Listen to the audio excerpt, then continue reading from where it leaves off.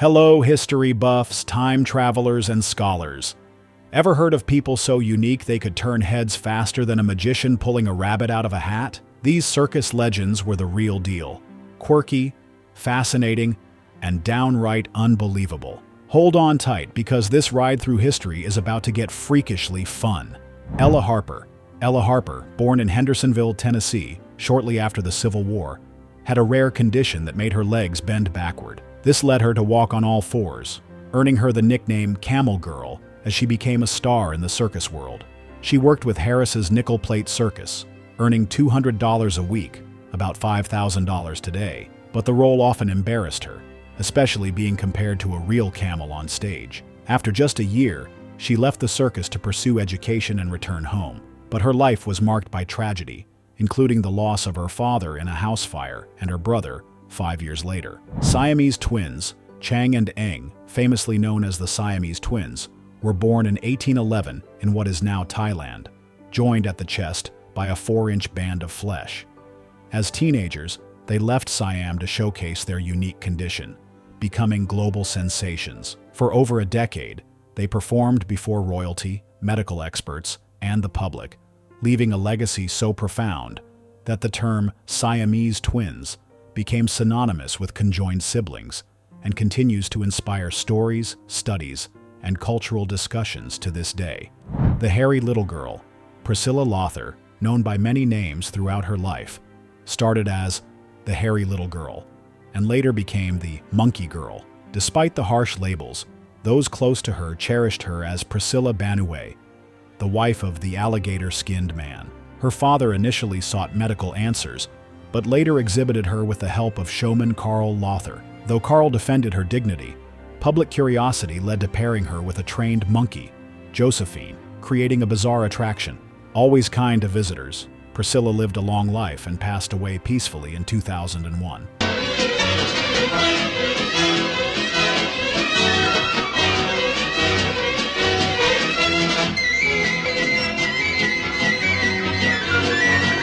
Schlitzie Surtees. Schlitzie Surtees was one of the most famous sideshow performers of the 20th century, born in 1901 with microcephaly, a condition that caused a small head, brain, and underdeveloped body.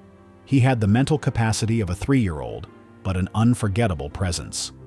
Despite enduring ridicule and being labeled a freak, Schlitzie gained fame in the 1932 film Freaks. Though his brief stardom brought him into the spotlight, the hardships of circus life remained, even after a chimp trainer, George Surtees, cared for him like a son until his own passing. Frances O'Connor. Frances O'Connor, born without arms, mastered the art of living with her feet, performing everyday tasks like eating, drinking, sewing, and even writing with remarkable skill. Starting at just 15, she joined the Ringling Brothers and toured with several circuses, dazzling audiences as the Living Venus. Her acts included everything from enjoying a steak to firing a gun with her toes, leaving spectators in awe.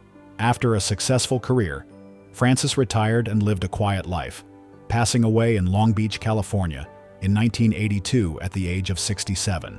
The human owl, Martin Joe Lorello, famously known as the man with the revolving head or the human owl, was born in Nuremberg, Germany in 1885 with a unique condition that let him twist his head 180 degrees. His spine bent like a question mark when he performed this jaw-dropping feat, which thrilled audiences in sideshows like Ripley's Believe It or Not and the Ringling Brothers. Lorello also trained dogs to perform gymnastics and could even drink with his head fully rotated, though he couldn't breathe in that position. He passed away at age 70 from a heart attack, leaving behind a legacy of wonder and disbelief. Sarah Houbolt. Sarah Houbolt is a remarkable performer in the realms of circus and physical theater, excelling in aerials, acrobatics, and hula hoops. Born with the rare Hallermann-Streiff syndrome, which affects her bone structure and results in a height of 144 centimeters, she is also legally blind. Despite these challenges, Houbolt shines on stage, embracing the term natural-born freak to reclaim its meaning and challenge stereotypes about disability and sideshow performers. A competitor in swimming at the 2000 Sydney Paralympic Games, she brings the same boldness to her artistic pursuits, focusing on her strengths and talents rather than her condition. Offstage, Houbolt works in arts administration in New South Wales, and is a passionate advocate for disability rights and representation. Lalo Rampersad. Lalo Rampersad, a native of Uttar Pradesh, India, was born in the late 19th century with a rare parasitic twin condition. His twin, who appeared to emerge from Lalu's chest, had fully formed arms, legs, and genitalia, but lacked a head. Despite being a practicing Muslim, Lalu was often marketed in sideshows as the happy, healthy Hindu, reflecting the era's exoticized depictions of South Asian performers. In 1888, an English entrepreneur discovered Lalu and brought him to Europe, where he gained immense popularity. By 1891, he had arrived in the United States, performing with major circus groups, including the Ringling Brothers and Barnum and Bailey. Tragically, Lalu's life ended in 1905 during a train accident while he was traveling to Mexico with the Norris and Roe Circus. Maximo and Bartola, known as the Aztec Children, were twin performers who debuted in 1848. Born with microcephaly in a small town in El Salvador, their condition gave them proportionately small skulls and a unique appearance, which sideshow promoters exploited. They were sold to an American promoter named Morris, who crafted an elaborate backstory for their act. Morris marketed Maximo and Bartola as the last survivors of a sacred Aztec race, supposedly discovered in a lost temple. This fabricated story captured the public's imagination, as interest in ancient Mesoamerican civilizations was soaring. Dressed in outfits adorned with Aztec sun motifs and sporting bushy hair, the twins were exhibited as living relics of a bygone era. Johnny E. Johnny E. was born with a rare condition that caused his legs to be severely underdeveloped and non-functional. His small, useless legs were tied close to his body with a customized apparatus. Despite these challenges, Johnny became part of a famous act in 1937, performing in Raja Ridd's magic show. In the act, Johnny and his fully formed fraternal twin, Robert, would perform a trick where Robert appeared to be sawed in half, and Johnny would emerge from the box with his legs severed. A spectacle so shocking it caused some audience members to faint. Johnny joined a sideshow in 1923 with his brother by his side, and he became known as the Half Man. Over the years, Johnny performed with notable organizations such as Ringling Brothers, Barnum and Bailey, Ripley's Believe It or Not, and even appeared at the 1933 Chicago World's Fair. He also took part in 3 Tarzan films, playing the role of a goon bird. Millie and Christine McCoy,